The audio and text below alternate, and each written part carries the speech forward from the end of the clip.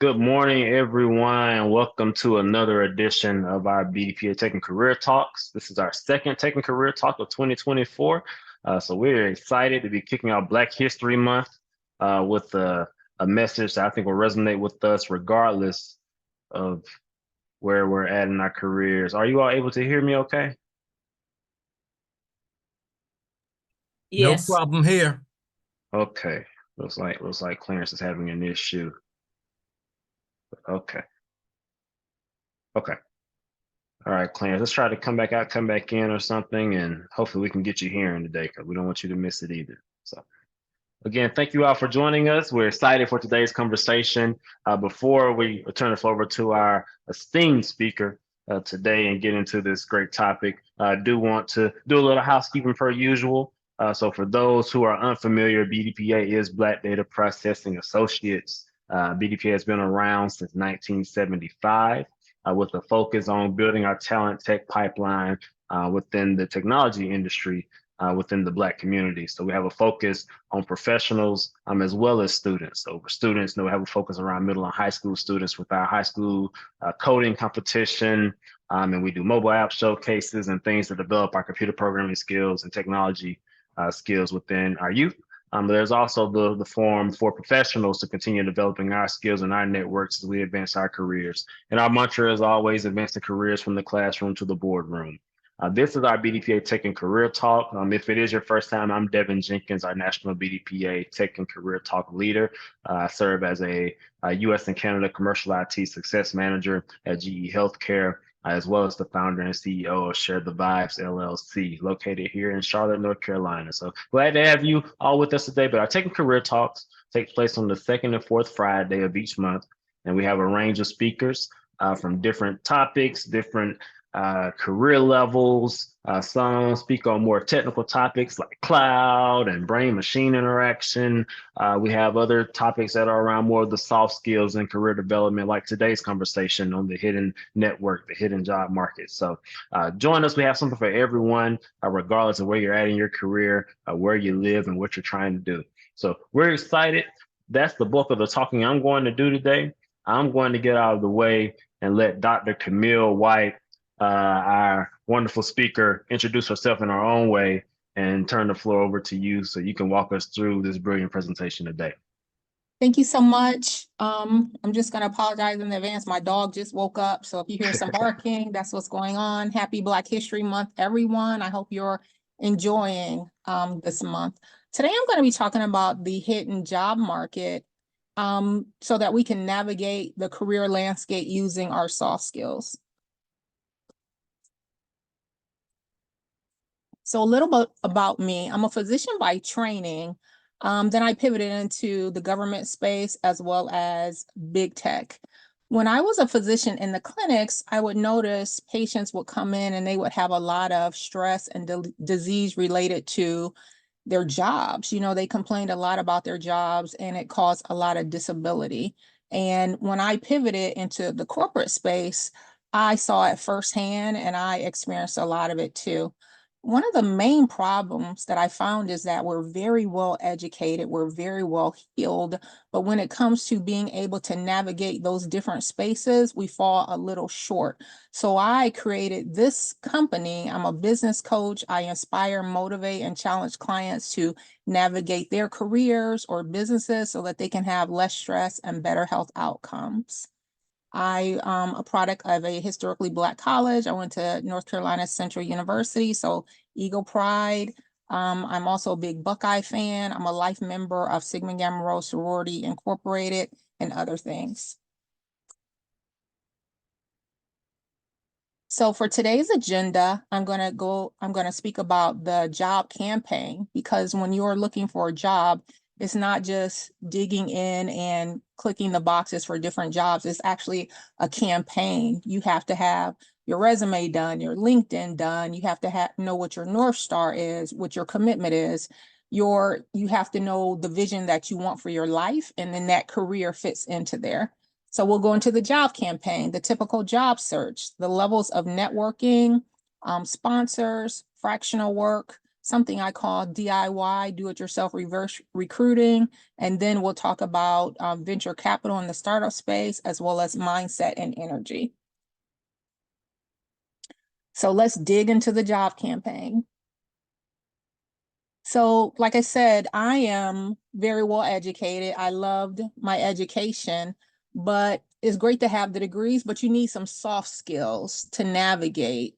And as we know, artificial intelligence is a huge part of the macro environment, and there are going to be a lot of jobs eliminated, especially the task-based jobs. And so communications, building your relationships, strategy, managing people, and operations, those type careers will never be replaced because we'll always need them. So that's where the mindset needs to focus, especially the communications piece and building the relationships and strategy.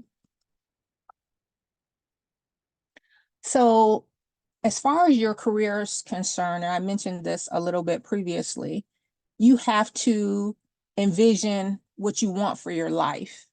And then you navigate your career with that end in mind.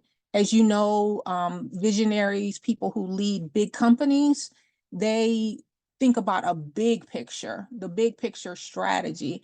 And this is what I did with leadership at Salesforce, senior leadership teams, and other big businesses. So you have this vision, and then you go through a step-by-step process. So what's your industry fit? What's your marketing position? Your value proposition? What value do you bring to the table? Your brag book and your accomplishments, so that you know what you've done and you can stand on business when you're talking about what you bring to the table. And then the networking and the hidden job market comes next. And then you work the plan for success. And this encompasses the job campaign. Sorry, my navigation is a little bit wonky. So you have to dream big. When I go to talk to companies about implementing or, Salesforce technologies, Oracle technologies, and when I talk to my own clients for Inspire to Evolve, I say, dream big, sit down and think about what's the vision that you have for your life. Is it living here in the United States? Is it living somewhere else and working from home? What would you, if you could think that big and you were on the cover of Time magazine in 5 years, what would they be saying about you? And come up with something that just makes you tingle inside. If you had a magic wand, an unlimited budget, what would you do? What would you want to accomplish? And then think, what's stopping you from getting there? And then it should always be about your North Star. What is it that you believe in? And what is your career spanning achievement? So my North Star, I create access to care for people, or even access to opportunities. My big career spanning achievement is that I've created access to care for over 9 million people. So you have to think big, but you also need to be savvy. This, in essence, is a conversation about money, right? And you have to think of yourself as a brand. Everything that you bring to the table, how you're marketing yourself, you are a brand. And the job search is a campaign. So your LinkedIn profile, things that you have on social media, how you're putting yourself out into the world. And also think your network is your intellectual property, the people that you know. You're bringing that with you. The things that you've learned, you're bringing that with you. And then you have to be comfortable with the idea of making money. I do not coach people to not make money. And I think that it is your birthright to be comfortable and make a certain amount of money, because good people who bring in good salaries or make good money, they put it back out into their communities. Okay, your money can be used to do great things, and you shouldn't feel guilty about that. So let's be clear, this is a money conversation, and you need to put your imposter syndrome to the side. So let's go into the typical job search process. So the typical job search process, you're going to go to a company's career portal, you apply for the job, you look at the descriptions, you upload your resume, they want you to fill in these boxes, you do that again, and then the recruiter might contact you. if they had, they do a preliminary call with you, ask you, well, why do you like this job? What did you do in your last job? That kind of thing. And then they create a candidate slate. They hand it to the hiring manager. He says yes or no. And then if it's yes, then sometimes they'll follow up with an appointment. If it's no, then the recruiter has to go back out and start looking again. If you're successful with the hiring manager, then you go to the loop interviews where they schedule these panel interviews, maybe 3 to 7 people, and sometimes it takes a long time to get all those appointments scheduled. And then finally, if you pass that round of interviews, you go through the salary negotiations, then you'll get a job offer. And this can be a long, arduous process. And let's face it, a lot of recruiters got laid off. Sometimes they ghost you, and there's a lot of problems with this. So how do we circumvent that process? You have to have strategic intention to navigate the typical job search process. So I like to bypass the job search portal. And then I also like to back channel recruiters. So what are the actions that are involved here? Conduct networking and informational interviews. I like to use LinkedIn to reach out to people, to request a 15 to 30-minute coffee chat. I usually don't call it an informational coffee chat, and have a meeting with them. So when you're setting up these informational meetings, these coffee chats, you need to have weekly goals. You'll reach out to 10 people per week if it's not too much for you. And then you'll connect and follow up with them.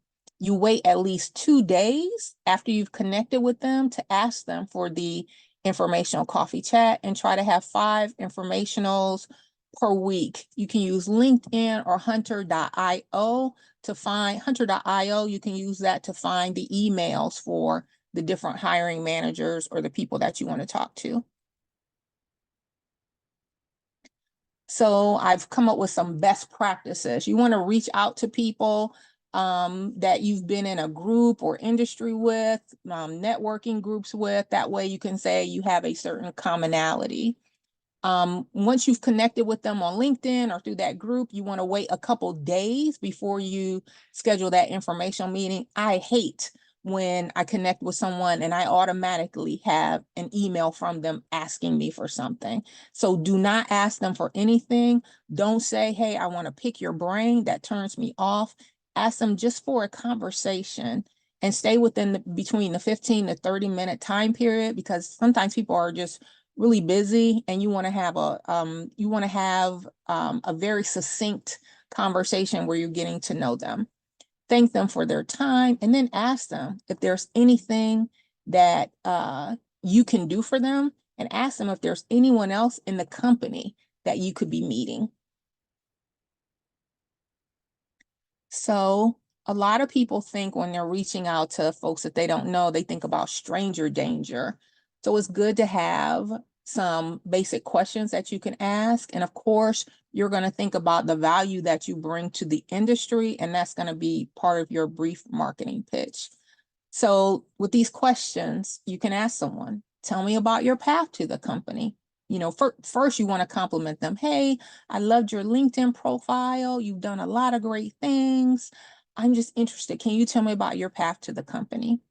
What advice would you have for someone trying to get into the company or role? I see that you've been very successful and you've done quite a few things. Based on the very little that you know about me, where do you think I might make an impact at the company? And they might say, oh, we have this initiative coming up, or you'd be a great fit because of X, Y, and Z. Write all of that down. If they say we have a new initiative, ask, oh, well, how long have you had that initiatives? What type of skill set are you looking for that? Whatever, write that down. Number 4, do you know anyone on that team that I could perhaps chat with? Are there any Slack groups or newsletters? They might refer you to someone else that you connect with, or they might refer you to white papers that you can look at. Number 5, I'm super excited to work at this company, but I don't want to put all my eggs in one basket. I'm also considering a handful of companies. These other companies, what do you think about them? Or can you recommend any other companies that I should be considering? And then, is there anything else that I can help you with? And then after the meeting, be sure to send a thank you note. During these meetings, you don't want to be the one doing most of the talking. You want to be listening because they're going to offer a lot of information. Take really good notes and use those notes to craft a next step.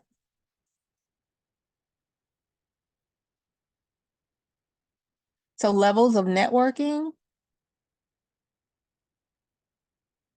So you have your acquaintances, your advocates, and your allies.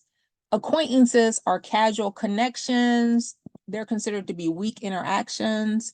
As a matter of fact, in the healthcare literature, it says that weak interactions can be someone like the mailman that you see every day, someone that you see walking your dog.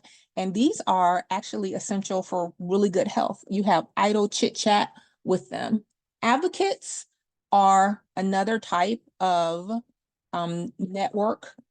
They actually champion your cause. They'll campaign on your behalf. They're speaking your name all the time.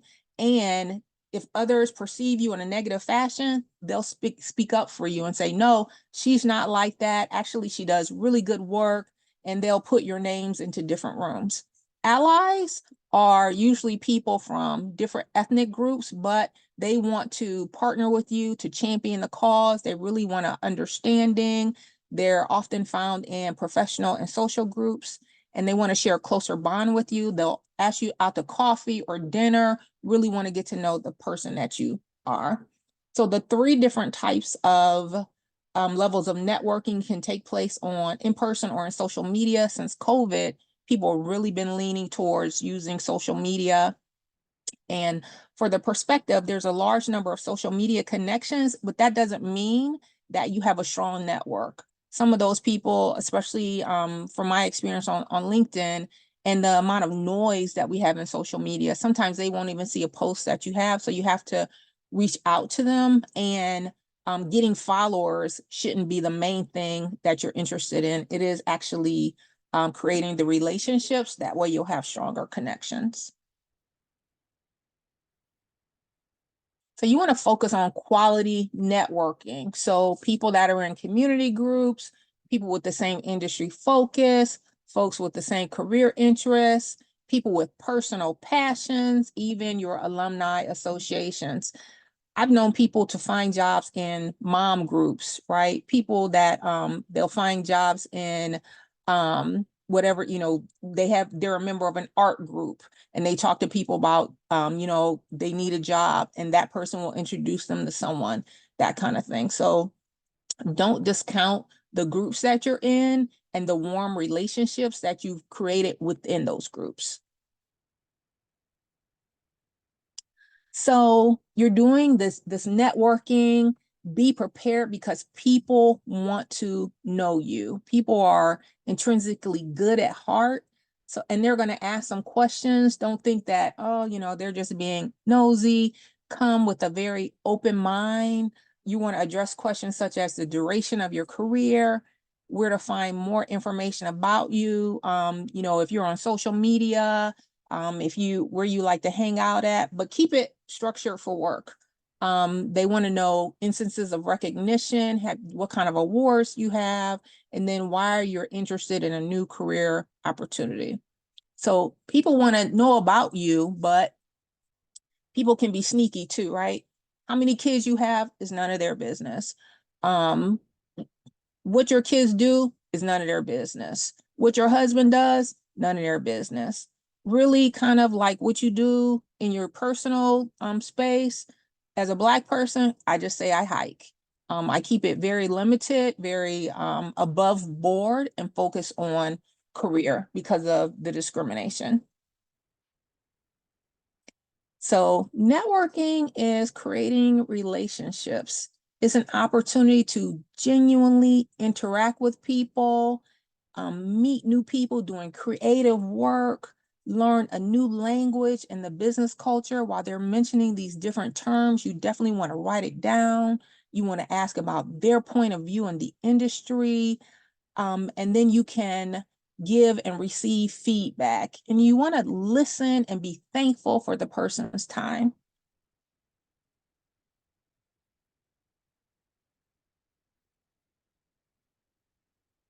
So one thing about networking is creating relationships. It's not desperately begging for a job. It's not doing free work. What I've heard is, these recruiters or people in your network or hiring managers will say, hey, I'd love to get a great case study from you. Oh, if you could write this white paper for us, it would really showcase how the benefit that you bring to the job. And if you agree to do those things, you're doing it at your own peril, and you might want to assess your boundaries, because people will try to push those boundaries out if they can and get as much information from you if you're appearing to be vulnerable. And so think, if you're early in a conversation, you're talking to a recruiter or a first level connection, and they're asking you for all of this stuff, this is a red flag for me, because normally you'll have a recruiter call, then you'll have the hiring manager calls, and then you'll meet with the team, and then you'll have the loop interviews. And if there's a case study or white paper or something to be done, it's usually done at the loop interviews where everybody gets together to discuss it. If they're asking for this stuff early on, it's a red flag. And if you are doing case studies, white papers, things like that, you need to be handing them a non-disclosure agreement so that they cannot steal your stuff or else even have it copy protected. So you've been doing all this networking, you have allies, you have advocates, but the real person that you want to network with is a sponsor. Now, a sponsor is someone who goes to bat on your behalf. They're already working at the target company. You've talked about your successes, your achievements, your outcomes at other companies, and you're explaining that to them. And what's nice about the sponsor is that you're moving past the transitional conversation. There might not be a job on the table, but the sponsor has line of sight on different opportunities that may be coming down the pike. So just because there's no job does not mean that they don't have something in mind. You'll be talking to a sponsor and they will say, write down your name, and they will be creating a bench of names for when opportunities arise, they can bring it up to their network. And some of the reasons why they do this is, number one, a mutual benefit. Furthering your career helps them further their career. And then the altruism. Sometimes they want to help people. So the sponsors can get you directly into the inner circle. So here's a sponsor sitting at the meeting table. They're talking about, I need to hire 4 more leaders to manage a new division that's been created. The sponsor's like, so you finally have that head count. Great, I have just the people in mind for you. And here's an example when this happened to me. I was with Salesforce and I called another physician leader over at AWS. And she said, guess what? We have some, she said, I had to let go of some of my physicians because they didn't know how to do X, Y, and Z. And I said, that's unfortunate. I'm sad that that happened, but listen, that's table stakes. Anybody should know how to do that. And she said, really? Well, if anything happens to you over at Salesforce, I'm gonna, write your name down, and I will ping you when I get some requisitions, because I'm gonna open up some headcount, in a couple months, and I'm gonna be wanting you to apply for this job. What exactly do you do? She wrote it down, and then she created the job description. And when she was posting the job, she reached out to me so that I could apply. And this is how this works. They won't even post it without having the names of the people that they already want to apply. So why don't they post a job? For critical roles, they don't want their competitors to know that they don't have anyone for the job. Somebody might already be in the position. They don't want to give them the heads up that they're moving away from that person. They don't want to spend the money on advertising. And a lot of times they like to get candidates by word of mouth. So with you networking, you meeting new people, you writing down names, you following up with them, they're giving you the tips that, hey, we're going to be posting some jobs. And even when you're having these conversations, they might say, we don't have a job now. You can say, do you know if there's line of sight on any opportunities that are coming up? You always want to make sure your network knows you're looking and what you're looking for. You can use social media to find out who's coming and going, who might be building a team, and then look for pain points that you can solve. So I like to use LinkedIn. People will go to LinkedIn jobs and apply for there. But once you start networking on LinkedIn, VPs, directors, and other folks will post jobs that they're hiring for directly in the feed. And that way you say, hey, I'm interested, and you ping them directly versus going through the job portal, the recruiter, and finally getting to the hiring manager. You're pinging the hiring manager directly.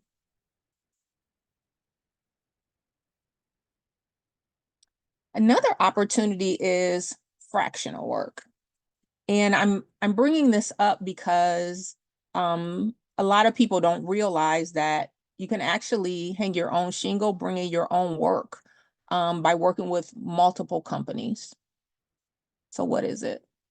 So fractional work is part-time leadership role. You're fully integrated as part of the team, and you do not have an end date. So if you were a chief executive officer and you want to move into fractional work, you would be a fractional chief executive officer working 1 or 2 days a week for a client, and you would charge them $7,000 to $10,000 to $15,000 a month, and you can have multiple clients.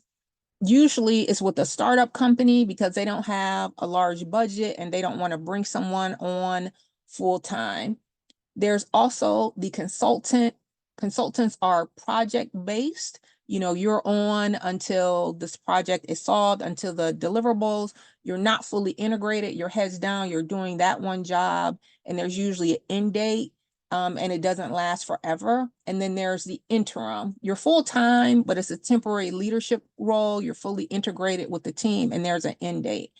That's why I like the fractional work, because you can make more money than you made on your typical salary going in, working for a company 1 or 2 days per week. You could work for that company, number one company, work for a second company, work for a third company.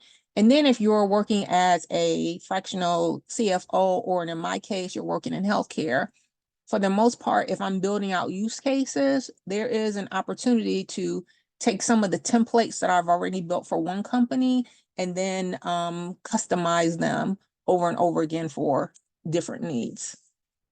So it can become pretty efficient. So there are some conversations that should be had around fractional work. You want to find out what the company's needs are or what the company has in mind for the role. Most people say that they're fully integrated, but there can be their HR responsibilities involved with the fractional component, maybe the hiring and firing, people management, things like that.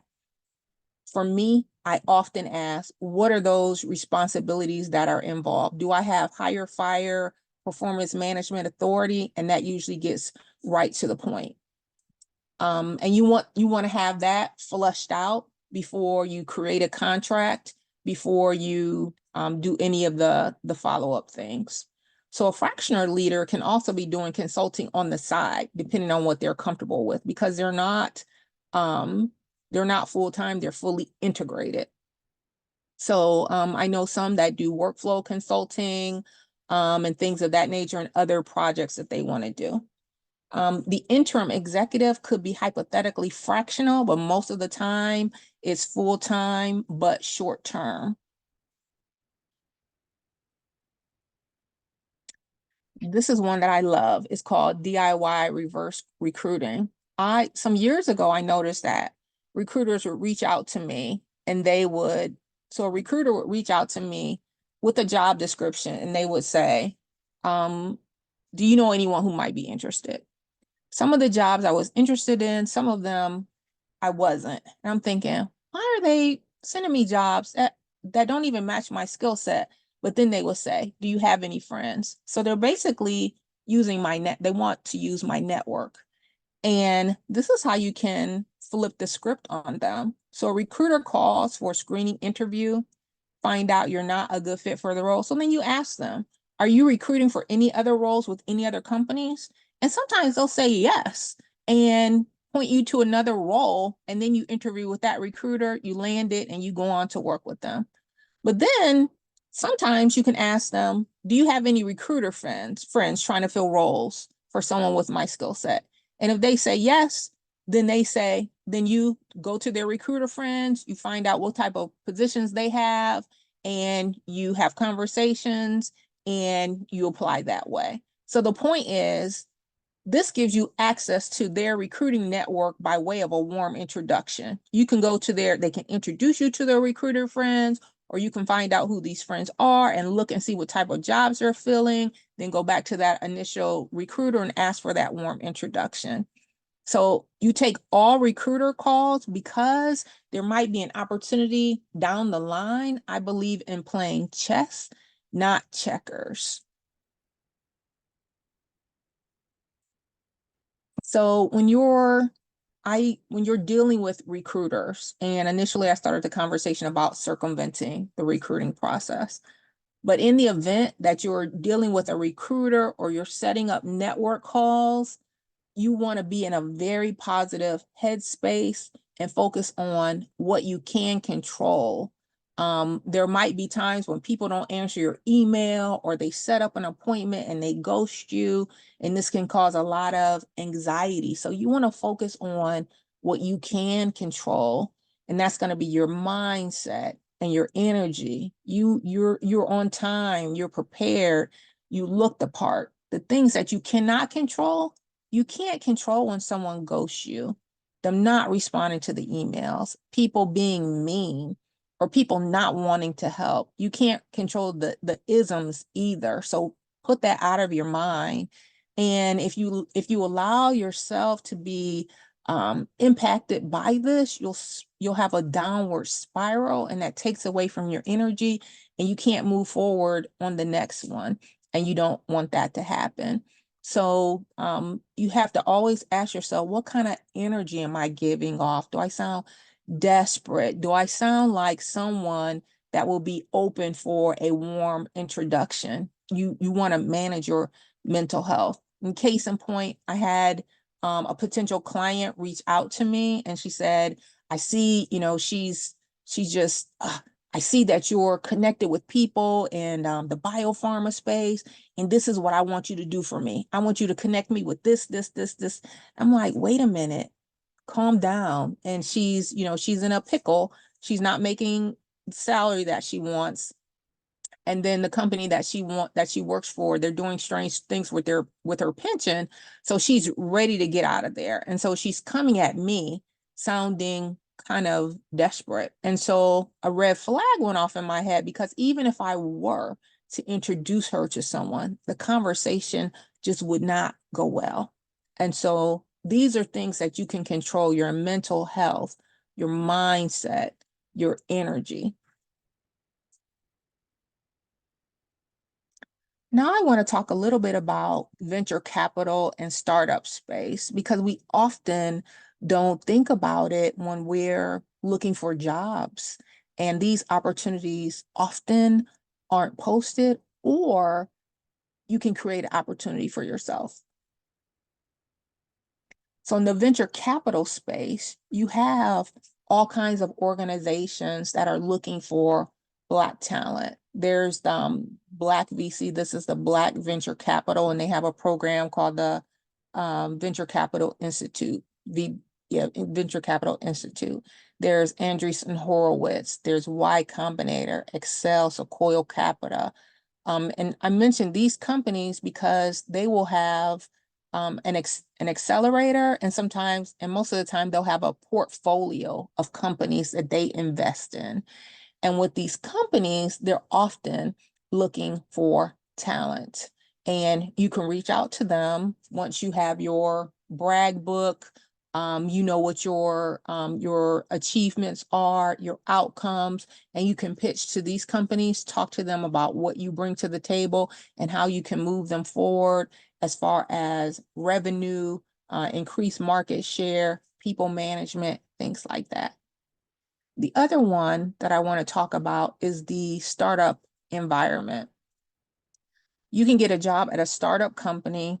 Most of them are base $200,000 a year, depending on the job that you're getting, and then look at the long term of a potential IPO. If they go IPO and you have a certain amount of stock with the company, you can make a lot of money when the company sells. There's also the opportunity to be an entrepreneur in residence. If you're interested in innovation and building and taking companies to the next level, this is the type of job that you can look at. It can be fractional or full-time.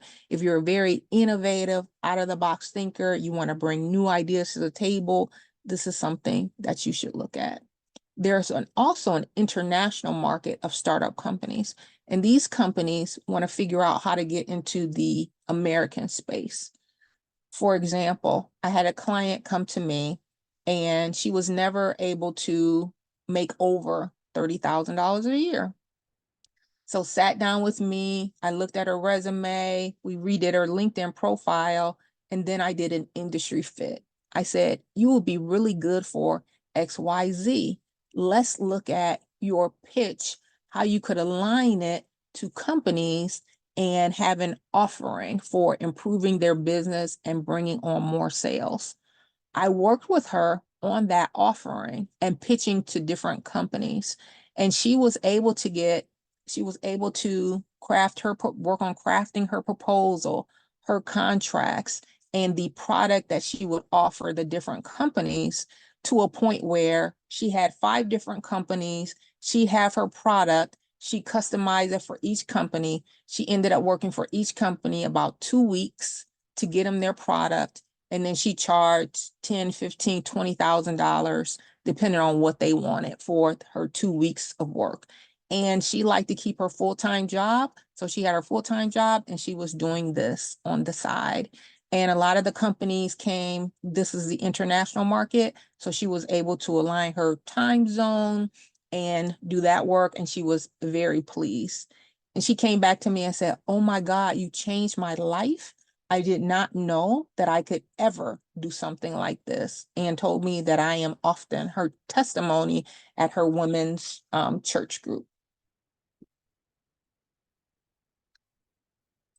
So we've spoken a lot about what's your vision for your life and how your career path fits into that vision, and what is your North Star. What will be your accomplishments that you're going to talk about? Those are things that you should have hammered out. You should have the conversations ready that you're going to have when you set up the coffee chats. You're going to be taking notes. You're going to be writing down the names of other people that they mentioned to you. But a lot of this can cause anxiety. You're thinking, are they going to show up for the call? Am I going to say the right thing? I just want to land the job. And you have to make sure your mindset and your energy are in check at all times. There's a fear component to doing anything new that if you're just used to going to the job boards and applying for jobs, this can be different for you, but you need to get good at networking, because networking is the future of jobs. So you want to get past the fear, and fear is just false evidence appearing real. So what can you do to work past some of the anxiety? You want to think about gratitude. What am I thankful for? You want to think about love and generosity. If you have to do meditation and breath work, do that. Think about forgiveness. You want to eat clean foods, not a lot of junk food or sodas.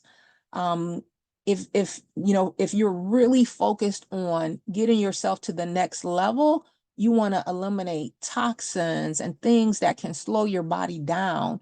You want to get rid of negative people. You always want to be around encouraging people. You want to look at TV shows that are positive. even enjoy nature and surround yourself with beauty, because all these things uplift you. And the fact of the matter is, your thoughts can attract different types of energy. If you're thinking, if you have a can't do attitude or learn helplessness, any of that, you're going to be attracting more fear, and it's going to be harder to reach your goals.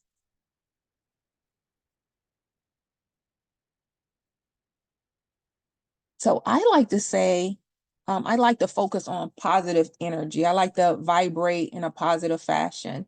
And I will create mantras for myself when I'm trying to get to a next level career, anything that I'm trying to achieve. I'll say, I am a magnet for success. I will put I am in front of it.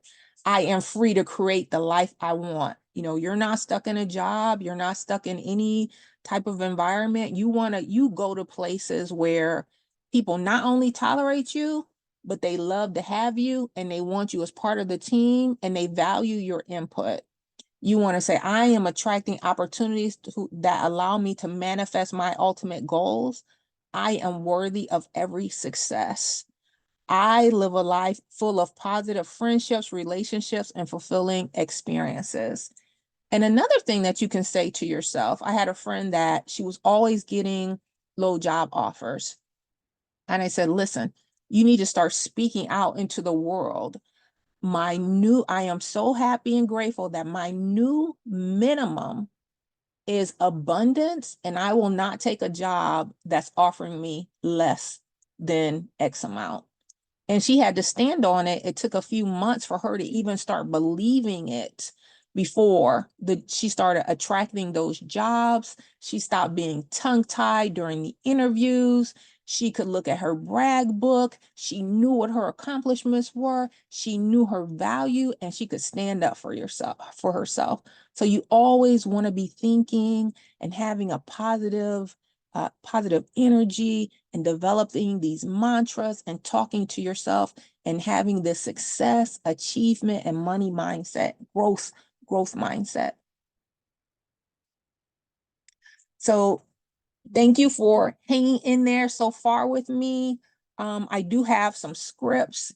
If you want to email me, I'll send you a free set of scripts that you can use during your networking so that you won't be so nervous. And so email me and I'll send those out. But right now I want to talk about Inspire to Evolve and my group advisory services. So like I say, Inspire to Evolve was created out of a need to offer navigation services for African American people.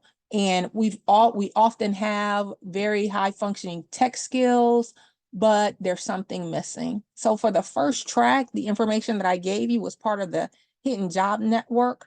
I have a first track career campaign that talks about your lifestyle and what will be your career industry fit.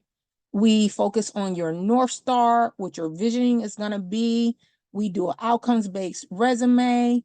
We do value mapping for your career spanning accomplishments.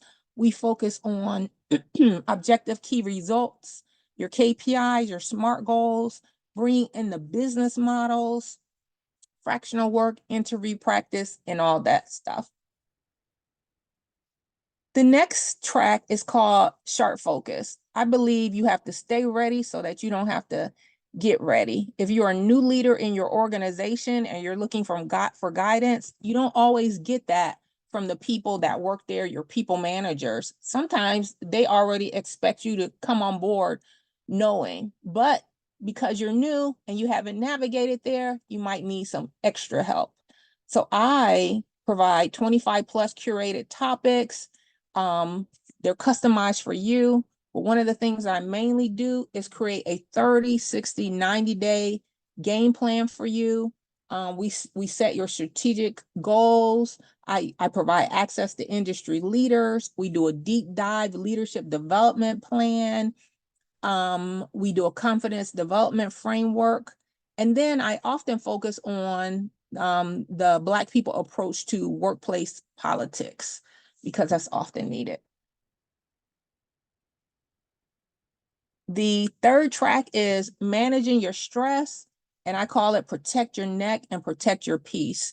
There's in the news, there was a woman who committed suicide because she was being bullied at her job, right? And you hear a lot of stories about people going through workplace aggressions. And some people put their head down and they give up. But listen, it's a whole new generation of people who've said, my ancestors worked for me to get this opportunity. I know this work. I have these degrees, and I'm gonna fight back. So whether that's you doing an ethics complaint, EEOC, getting your FMLA, doing outpatient extensive therapy, we talk to you about that. I also believe that with some of these high level jobs, you should have a physician and you should have a therapist that you talk to, somebody who's taking notes for you on your behalf. So, and documenting. So if you do have to make a power move, you can navigate a nice severance package so you can get you some rest or whatever it is that you want to do. Know the power dynamics so that you are in the driver's seat. So if you're exhausted from workplace microaggressions, worried about your psychological safety, want to learn some methods, I have a program for you. The fourth track I call Hustle and Flow, entrepreneurship in the private market.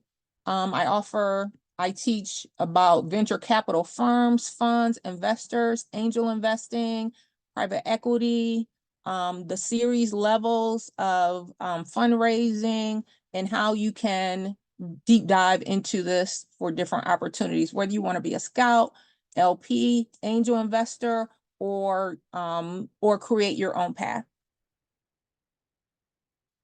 You can contact me here. I'm at Camille@inspiretoevolve.com. Be sure to reach out to that email address. If you're interested in the scripts, I'll send those. I'm also on TikTok. I'm on Instagram as Lovely Dr. Camille. I'm on LinkedIn. And then my website is inspiretoevolve.com. Thank you so much.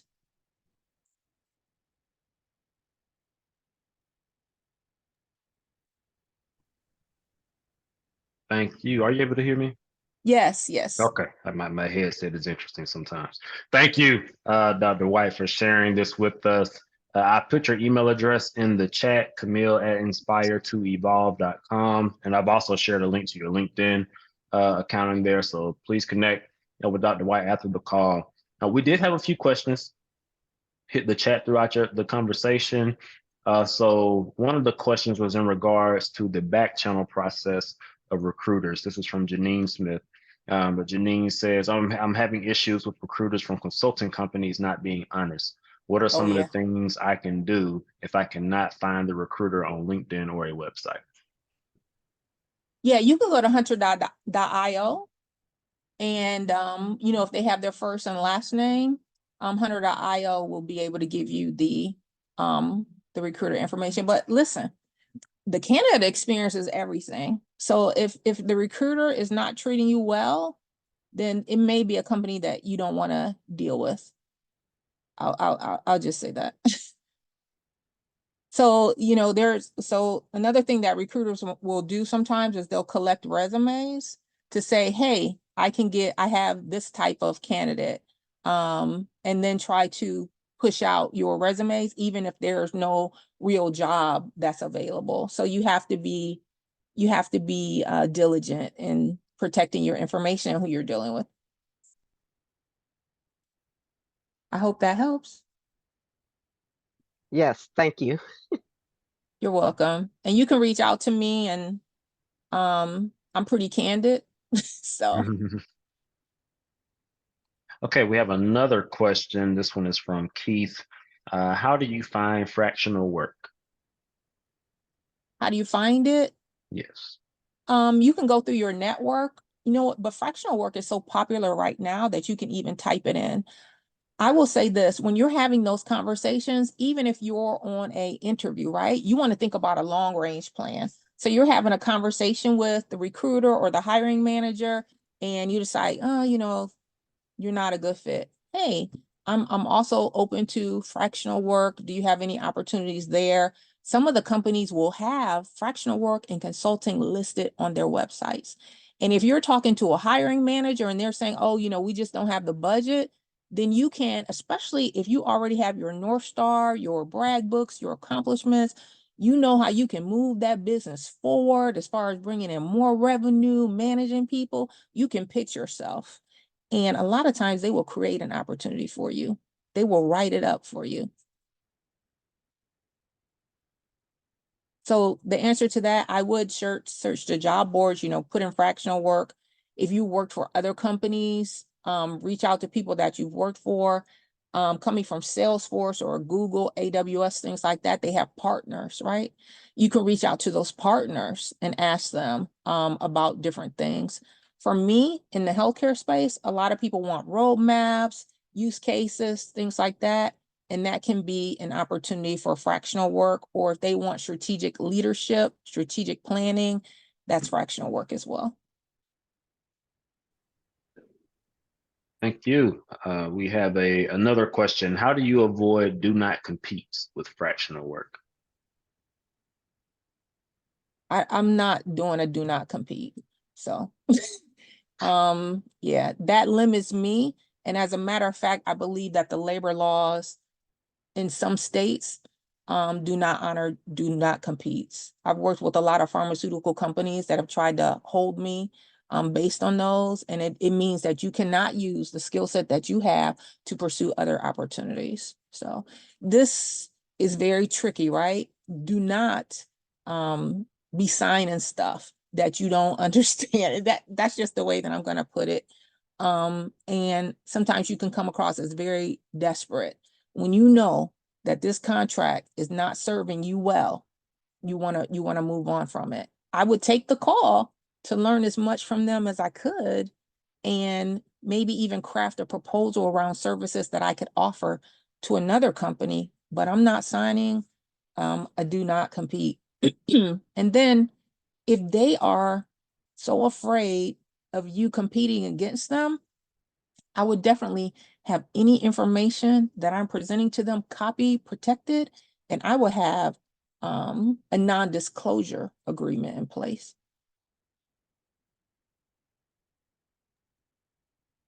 Okay, thank you for that. And also, Keith Frazier said thank you for your response to the last question in regards to finding fractional work. You're We have welcome. another question in the chat. Can you discuss the benefits of having a capabilities one pager for what you do? I think that kind of goes back to your brag book earlier. Right. So for me in the brag book, especially, you've had a lot of jobs, you've had a lot of different opportunities. I list my projects and things that I've worked on in that brag book. And an example, for example, I worked with a lady and she wanted to get a board of director seat. And she had been working in her church, and she thought that, it wasn't valuable. And once I sat down and started speaking with her, I was like, one second. I said, your church is part of the National Baptist Convention. Do you know how much money they bring in? And so we started having a money conversation. I said, this is how you frame yourself. She did the bookkeeping for the church, accounting. She mapped out the strategies. She did the profit and loss. She allocated a budget to each of these strategies and each of these workflows. I said, girl, you're bigger than what you realize.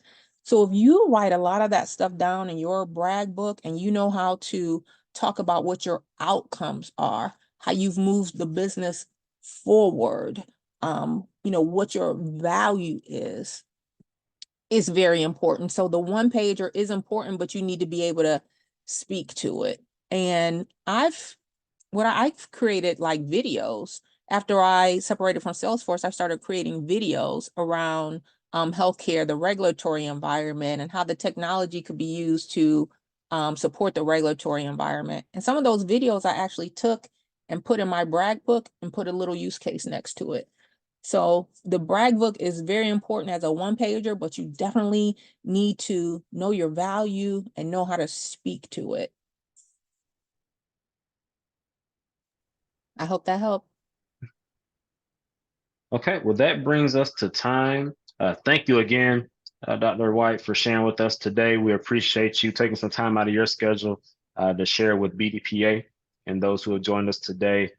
This recording will be available on the National BDPA YouTube channel, which is also going to show up on our website, bdpa.org/tech in career talks. That link is in the chat. So be sure to look out there for the recording and share it with someone who needs to hear this. Let's get the word out and help people work that hidden network, and not be afraid to embrace the idea of making money. I love that you said that. I posted across a few platforms. You'll be tagged, and we use check notifications after this. So you have to be comfortable with the idea of making money. I thought that was powerful, and thank you for sharing some tools and strategies for doing that. So any last words before we wrap? Thank you so much. Again, happy Black History Month. If there's anybody that went to NCCU, Eagle Pride. All right. Thank you again. Thank you everyone for joining. We'll be back in 2 weeks. Until then, stay safe and stay blessed. Thank you.